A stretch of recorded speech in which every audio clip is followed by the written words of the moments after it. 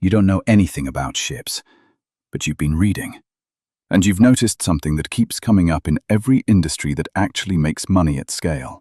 The people who get rich are never the ones moving the product. They're the ones who own the infrastructure that moves it.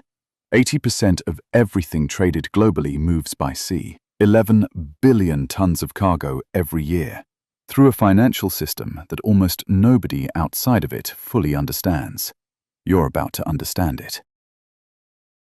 You buy your first vessel at 32 years old, a used Handysiz bulk carrier.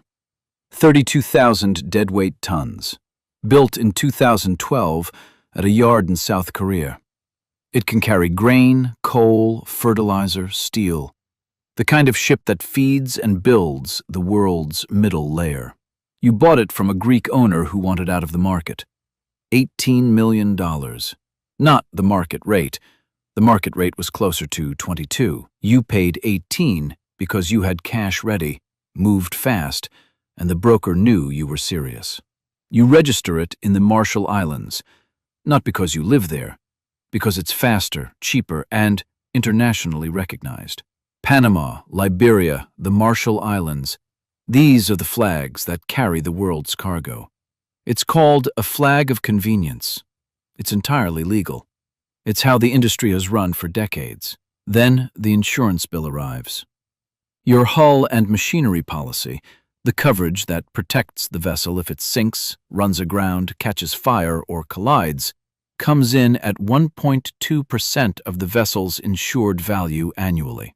On an $18 million ship, that's $216,000 a year, before the ship earns a single dollar. Then the P&I Club, protection and indemnity. Not a regular insurance company, a mutual club where ship owners pool liability exposure. Your annual call? $80,000. Then war risk coverage. Your first charters through the Gulf of Aden, where Houthi attacks have been rerouting half the world's shipping. Another $40,000. Total first-year insurance bill? Over $330,000. The ship hasn't left the port yet. What you learn? The premium you pay is a negotiation. Ships with clean records pay less. Ships with experienced crews from established maritime nations pay less. The way you run your vessel directly determines the price of protecting it. Your ship is ready. You have insurance. You have a crew of 22, mostly Filipino nationals recruited through a manning agency in Manila. You have no cargo.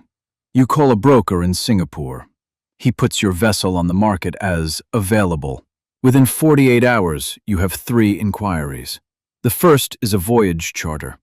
A fertilizer trader in Dubai wants to move 40,000 tons of urea from Yuzhny, Ukraine, to Mundra Port, India.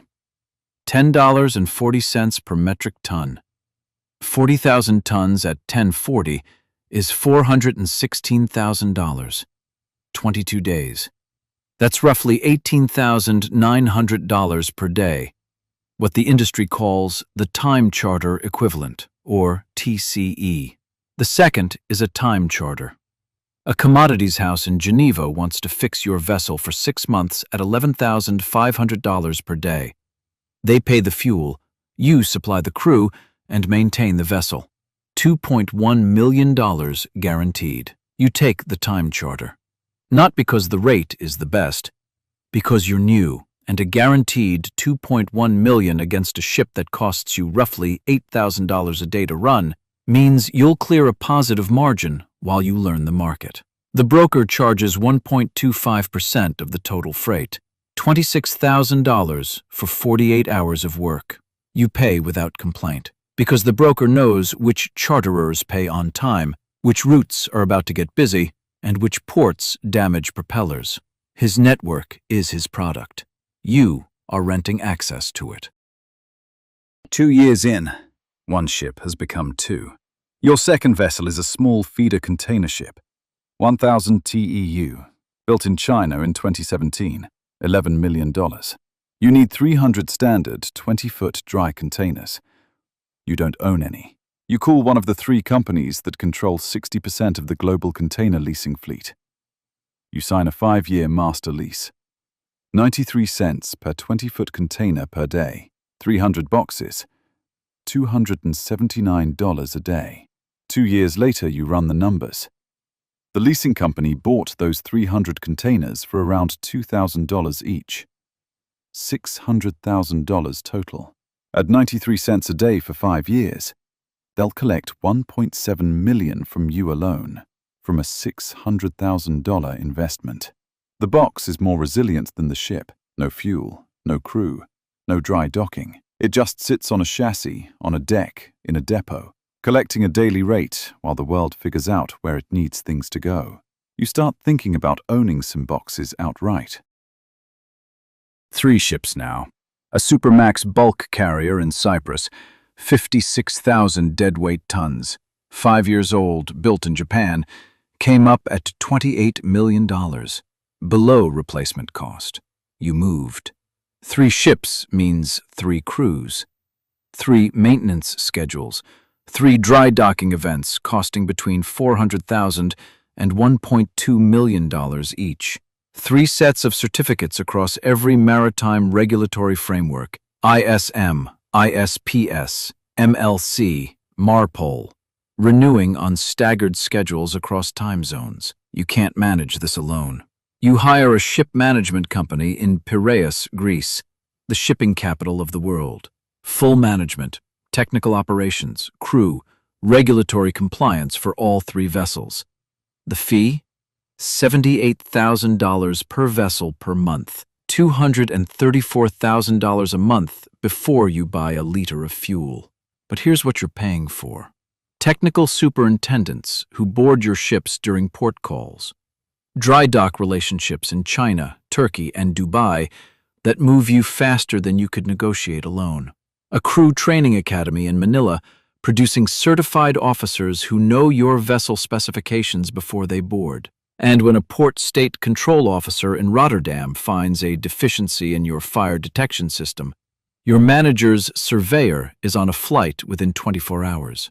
A detention in Rotterdam costs $60,000 to $80,000 in lost hire and port charges. You pay the fee every month. You don't argue. You're at a maritime conference in Hamburg, a panel on passenger shipping. The speaker from a major cruise company talks about yield management, onboard revenue optimization, pre-cruise spending as a percentage of ticket value. His company generates roughly $2,000 in revenue per passenger per voyage. 70% of that is the ticket. The other 30%, $600 per person, comes from what happens after boarding: drinks packages, shore excursions that can only be booked through the cruise line, Wi-Fi sold by the hour, a casino open as long as the ship is at sea, a private island in the Caribbean where every dollar spent on the beach belongs to the company. You ask where the ships are registered.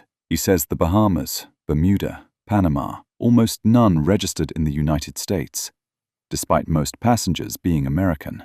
Registration under a foreign flag means the labor law of that flag state applies, not US law, and profits generated at sea are taxed at the rate of the flag state. The largest cruise company in the world is headquartered in Miami. Its ships carry mostly American passengers. It pays almost no US federal income tax.